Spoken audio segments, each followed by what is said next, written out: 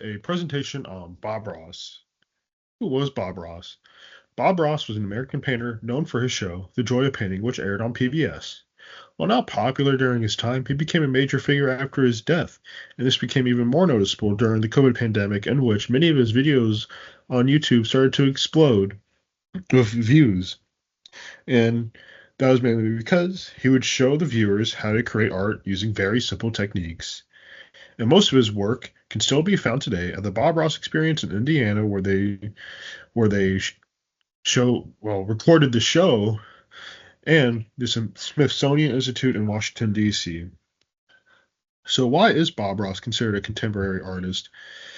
He painted during a time in which many artists wanted to be complex, and he wanted to challenge that notion that art had to be complex to be considered meaningful. So, in doing so, he created that show called The Joy of Painting, in which he would create art in about 30 minutes using the most simple techniques that anyone can replicate. And in doing so, it helped further his belief that art should be accessible to everyone, allowing for everyone to express themselves. And when even painting, unlike many other artists at that time, he would include his mistakes and just call them simple, happy accidents and include them in the painting. What were his techniques? Through the joy of painting, all of his techniques and methods are revealed. The first technique he used was wet on wet, which allowed him to blend colors seamlessly together, such as the sky in the background, in which it goes from a dark blue to a little bit of a soft pink.